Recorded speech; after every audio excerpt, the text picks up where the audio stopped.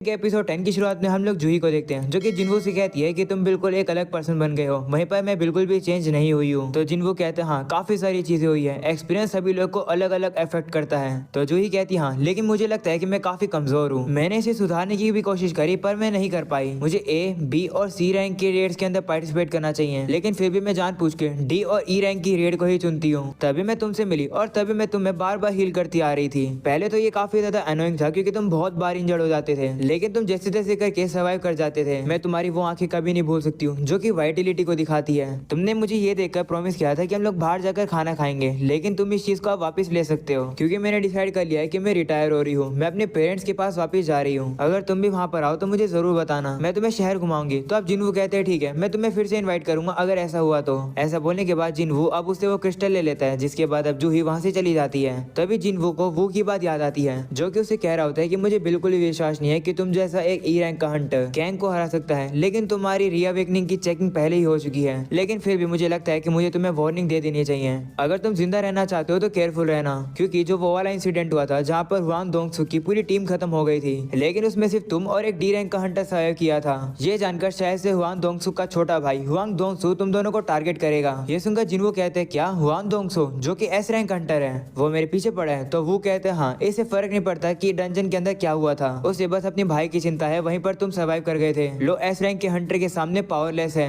S rank miracle और calamity ले आते हैं। दूसरे शब्दों में कहूँ तो एक मॉन्स्टर जिससे दूसरे मॉन्स्टर भी डरते हैं वो तुम्हारे पीछे पड़ा है। अगर पॉसिबल हो तो मैं रेकमेंड करूंगा कि तुम अपनी फैमिली को लेकर इस कंट्री को छोड़ दो। सीन अब वापस से प्रेजेंट आता है जहाँ पर आप जिनवू कहता है कि मुझे एक और रीजन मिल गया है ताकतवर बनने का, अगर मैं ताकतवर नहीं बनूंगा तो मैं सर्वाइव नहीं कर पाऊंगा। अगले सीन में जिनवू यो के पास आता है और उसे कहते हैं कि ये क्या है। तो यो उसे कहते हैं कि हमारी स्ट्राइक टीम है, मैंने उन लोगों को चुना है जो कि हंटर्स हैं, पर किसी रीजन के कारण वो लोग काम नहीं कर सकते हैं या फिर इन्हें कोई काम नहीं देता है। ये सुनकर जिनवू कहता है कि इस टीम के अंदर तो इंजर्ड लोग भी हैं और नशेड़ी लोग भी हैं। तो यो कहते हैं कि इससे क्या ही फर्क पड़ता है, हमें तो बस नंबर बढ़ाने अपनी टीम के, क्योंकि रेड में जाने के लिए हम लोग की टीम में 8 लोग होने चाहिए। जिनवू सामने देखता है और कहते हैं कि हाँ तो एक बच्ची भी है। तो यो कहते हैं कि जब तक वो लोग अवेकन्ड है तो बच्चों को रिक्रूट करने में कोई भी लीगल इशू नहीं है। तभी हमें पता चलता है कि वो लड़की तो हान होती है। वो जिनवू से कहती है कि मैं बच्ची नहीं हूँ, मैं एक क्वालिफाइड हंटर हूँ। वो सुनकर जिनवू कहते हैं लेकिन तुम हाई स्कूल के अंदर हो, क्या तुम्हारे पास कोई रेड का एक्सपीरियंस है? तो अब हान कहती है नहीं। तब जिनवू कहते हैं कि तुम्हारी रैंक भी ई है। ये सुनकर वो कहती है तो फिर क्या हुआ? इस पर जिनवू कहते हैं चलो इससे कोई फर्क नहीं पड़ता, तुम सभी लोग को वैसे भी यहीं पर वेट करना है क्योंकि डंजन्स के अंदर सिर्फ मैं और यो ही जाएंगे। तब एक बंदा कहता है कि क्या सीरियसली डंजन के अंदर सिर्फ तुम ही दोनों जाओगे और बस यहाँ बाहर वेट करने के लिए हम लोग को तुम 3 मिलियन पैसे दोगे? तो यो कहते हैं हाँ, पर रेट 3 मिलियन पैसे अच्छी डील है ना, क्योंकि तुम लोग को लड़ना भी नहीं पड़ेगा। बस एक कंडीशन है, तुम लोग इसके बारे में बाहर किसी को भी नहीं बताओगे। अगर तुम लोग बता दोगे तो कॉन्ट्रैक्ट में तुम्हारे लिए जितने भी पैसे लिखे हैं तुम्हें उसका 10 गुना पैसा हम लोग को रिटर्न देना होगा। दूसरी तरफ हम लोग जिनवू को देखते हैं जिसे कैंग को हराने के बाद एक स्टील ड्रीम स्टोन मिला था और उसे देखकर कह रहा होता है कि मैं इसे अभी यूज कर लेता हूँ। जिनवू अब उसे यूज कर लेता है और अब उसे स्टील स्किल मिल जाती है। तभी यो वहाँ पर एक काफी भारी आर्मर पहनकर आ जाता है और जिनवू से कहते हैं चलो अंदर चलते हैं। वह बताने लगता है कि ये आर्मर फुल बफ बूस्टेड आर्मर है जो कि इटालियन मैन्युफैक्चरर में बना है। ये सुनकर जिनवू उसे हल्का सा धक्का मारता है और अब यो पीछे जाकर गिरता है। जिनवू अब उसे कहते हैं कि ये काफी भारी है, इसे उतार दो। तो यो मान जाता है और अब उठने की कोशिश करता है पर वो उठ ही नहीं पाता है, आर्मर इतना भारी होता है इस वजह से। तो अब जिनवू को उसकी मदद करनी पड़ती है। वहीं पर अब यो अपने सर पर सिर्फ हेलमेट को रखता है और अब वो लोग डंजन के अंदर चले जाते हैं। वहीं पर बाहर खड़े होकर लोग सोच रहे होते हैं कि क्या सही में ये सिर्फ दोनों ही अंदर जाएंगे? तो दूसरा बंदा कहता है कि हम लोगों ने इन्हें वार्निंग तो दी थी, वैसे भी कॉन्ट्रैक्ट के पैसे हम लोग को ऑलरेडी मिल चुके हैं तो अब क्या ही फर्क पड़ता है। वहीं अब एक और बंदा कह रहा होता है कि एक डी रैंक का और ई रैंक का हंटर सी रैंक की रेड को खुद से करेंगे, लगता है उन लोग को मरना है। वहीं स्कूल में अब जिना को दिखाया जाता है जो कि देखती है कि हान तो आज स्कूल आई नहीं है। अगले सीन में वापस से उन सभी लोगों को दिखाया जाता है। वो कह रहे होते हैं कि 1 घंटा बीतने वाला है। नॉर्मल स्ट्राइक टीम को 2 घंटे लग जाते हैं रेड को खत्म करने के लिए, तो लगता है हमें यहाँ थोड़ा वेट करना पड़ेगा। तभी उन लोग यो को देखते हैं जो कि गेट में से बाहर दौड़ कर आ रहा होता है, जिसे देखकर एक बंदा कहते हैं ओ तो ये लोग भाग कर बाहर आ गए, ये लकी है कि ये जिंदा बच गए। तभी दूसरा बंदा कहते हैं नहीं ये लोग भागे नहीं है, देखो गेट तो बंद हो रहा है, इसका मतलब इन लोगों ने बॉस को हरा दिया है, ये कैसे हो सकता है? जिनवू अब कहते हैं कि अगला गेट कहाँ पर है? तो यो बताता है यहाँ से 1 घंटा दूर। तो जिनवू कहते हैं ठीक है फिर वहीं पर चलो। वहीं पर अब सभी लोग काफी ज्यादा हैरान होते हैं। तभी यो उन लोगों से कहते हैं कि हम लोग दूसरी लोकेशन पर जा रहे हैं, आज हम लोग को 3 जगह पर जाना है, इसका मतलब तुम लोग को एक दिन में 9 मिलियन पैसे मिलेंगे, तो क्या तुम लोग आ रहे हो? वहीं पर सभी लोग काफी ज्यादा हैरान होते हैं और कहते हैं कि आखिर ये दोनों कौन है। अगले सीन में जिनवू को दिखाया जाता है जो कि डंजन के अंदर आकर गॉब्लिन्स को एक ही हाथों से मार रहा होता है। वहीं पर यो क्रिस्टल्स माइनिंग कर रहा होता है। इसी तरीके से हम लोग अगला दिन देखते हैं जहाँ पर जिनवू आज भी काफी सारे मॉन्स्टर्स को मार रहा होता है और कंटिन्यूअसली उसका लेवल बहुत ही ज्यादा होने लगता है। जिनवू अब स्टील स्किल का यूज करके मॉन्स्टर्स को काफी आराम से मार देता है, जिससे कई हैरान होता है और मन में कहता है कि क्या जिनवू जिनवू अपनी ये स्किल को छुपा रहा था, बहुत सही में काफी स्ट्रॉन्ग होते जा रहे हैं। वहीं जिनवू कह रहा होता है कि स्टील स्किल पाने में इतना मजा तो नहीं था, लेकिन ये यूजफुल है, लड़ते समय मुझे कोई नहीं देख पाता है, ये काफी इफेक्टिव है, मेरी डैश स्किल भी लेवल अप हो गई है। तभी जिनवू को और नई स्किल्स मिलती है जिसका यूज करके वो मॉन्स्टर्स को पूरी तरीके से फाड़ देता है। जिसके बाद अब यो सामान इकट्ठा कर रहा होता है और जिनवू थोड़ा सा रेस्ट कर रहा होता है। जिनवू कह रहा होता है कि मुझे काफी सारी नई स्किल्स मिल गई है, लेकिन मेरे पास ज्यादा माना नहीं है, तो मैं उन स्किल्स को ज्यादा समय के लिए यूज नहीं कर सकता हूँ, मुझे अपनी इंटेलेक्ट एबिलिटी पर काम करना होगा।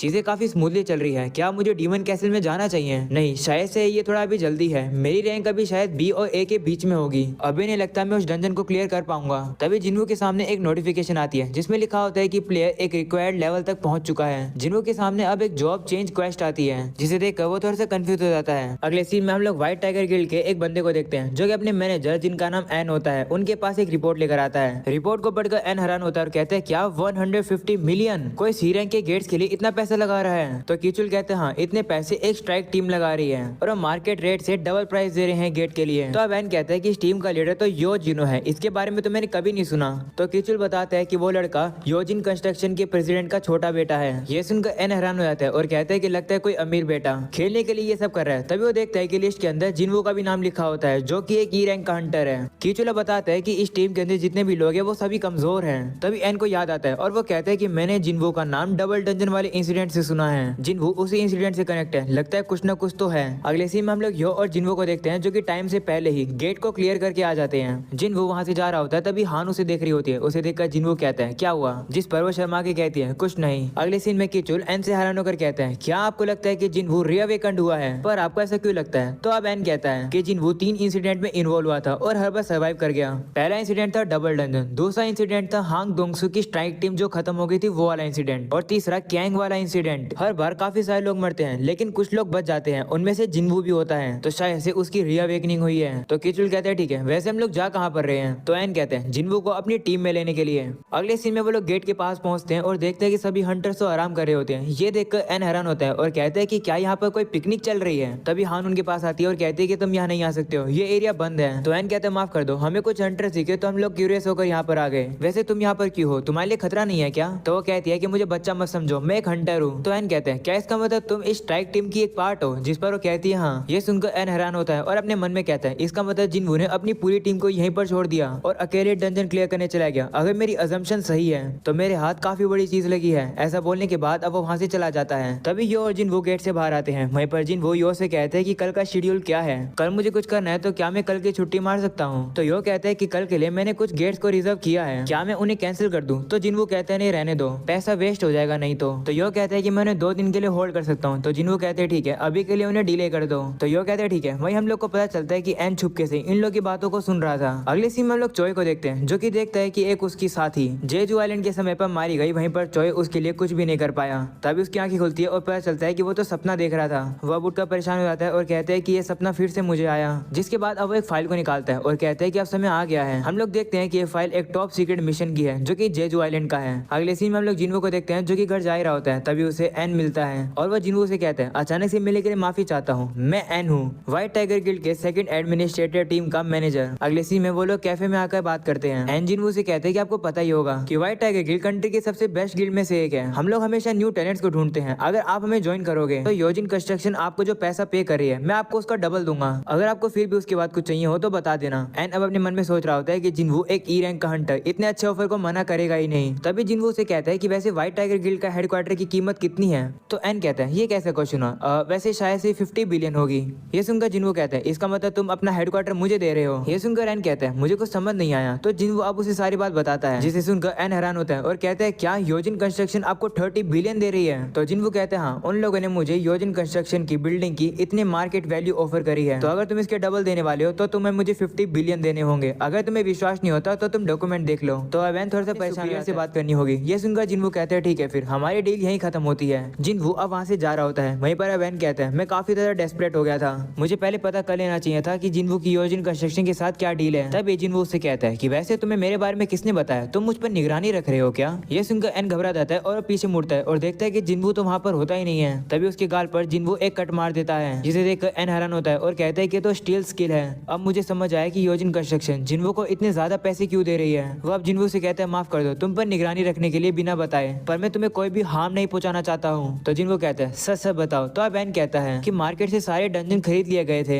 इससे हम लोग न्यू हंटर्स की ट्रेनिंग नहीं करवा पा रहे थे। तो गिल्ड की पॉलिसी के तौर पर हम लोग उन्हें रेट्स पर नहीं बेच पा रहे थे। तब मैं इन्वेस्टिगेट कर रहा था कि इतने सारे गेट्स को कौन खरीद रहा है, तभी मुझे तुम्हारे नाम के बारे में पता चला। तब जिनवो कहता है कि मेरे बारे में कितने लोगों को पता है। तो एन कहता है कि मुझे और मेरे सबॉर्डिनेट को, जो कि बाहर बैठा है। तब जिनवो से कहता है कि मैं चाहता हूँ कि मेरे बारे में लोगों को ज्यादा ना पता चले। अगर लोगों को मेरे बारे में पता चला तो एन मैं आपको और आपके सबॉर्डिनेट के ऊपर शक करूंगा। तो एन कहता है कि मुझे अपने गिल्ड के हेड को इस बारे में रिपोर्ट तो देनी पड़ेगी ही, पर मैं मना नहीं चाहता हूँ, इसलिए मेरा सबॉर्डिनेट और मेरा मुंह बंद रहेगा। तो जिनवो कहते हैं शुक्रिया, और वो उसके सामने आ जाता है और उसे कहता है कि तो सारे सी रैंक के गेट बिकने की वजह से ये प्रॉब्लम हो रही है, पर माफ करना हम लोग ऐसा थोड़े और समय के लिए करेंगे। तो अब एन कहता है कि ये तो हमारे न्यू हंटर्स के लिए काफी ज्यादा बुरा होगा, वो ट्रेनिंग नहीं कर पाएंगे। तब जिनवो से कहता है चलो एक डील करते हैं, मैं तुम्हें 3 सी रैंक के गेट बेच रहा हूँ, इससे तुम्हारे गिल्ड के हंटर्स के लिए ट्रेनिंग करने के लिए जगह हो जाएगी, पर मैं एक गेट को 300 मिलियन पैसे में बेचूंगा। तो एन कहते हैं कि ये काफी ज्यादा है, गेट के अंदर से अगर हम लोग को अच्छी लूट मिल भी जाएगी तो भी हम लोग 200 मिलियन कमाएंगे, क्या प्राइस कम हो सकता है? तो जिनवो कहते हैं ठीक है, एक डंजन 200 मिलियन पैसे का बेच दूंगा। तो एन कहते हैं ठीक है, मैं तुमसे 3 डंजन खरीद रहा हूँ। तो जिनवो कहते हैं ठीक है, 3 डंजन के 600 मिलियन पैसे दे दो, और पैसों को आज दिन खत्म होने से पहले ही दे देना, और मैं तुम्हें एक और चीज दे रहा हूँ, उसके लिए अपनी आंखें बंद करो और मुंह खोलो। ये सुनकर एन घबरा जाता है। तो जिनवो कहते हैं चिंता मत करो, मैं तुम्हें चोटिल नहीं करूंगा। तो अब एन आंखों को बंद करता है और अपने मुंह को खोलता है, तभी जिनवो उसके मुंह के अंदर हीलिंग पोशन डाल देता है, और अब एन के जो गाल पर जिनवो ने चोट मारी थी वो ठीक हो जाती है। ये देखकर एन हैरान हो जाता है, जिसके बाद अब जिनवो जाने लगता है। तो एन उससे कहता है कि तुमने मुझे ये सारी चीजें दिखाई, इसका मतलब क्या तुम मुझ पर विश्वास करते हो? तो जिनवो कहते हैं हाँ, मैं तुम पर तब तक विश्वास करूंगा जब तक तुम इन सारी बातों को सीक्रेट रखोगे। जिसके बाद अब जिनवो चला जाता है। जिसके बाद कीचुल वहां पर आता है और एन से कहते हैं कि स्काउटिंग कैसी गई? तो एन कहते हैं जितना मैं सोचा था जिनवो तो उससे भी ज्यादा बड़ी डील निकला। और अब अगले दिन हम लोग यो को देखते हैं, जो कि जिनवो को बताता है कि हाँ, हम लोग को बैंक के अंदर 600 मिलियन पैसे मिल गए हैं। आपने गेट्स को इतने अच्छे प्राइस में कैसे और किसको बेचा?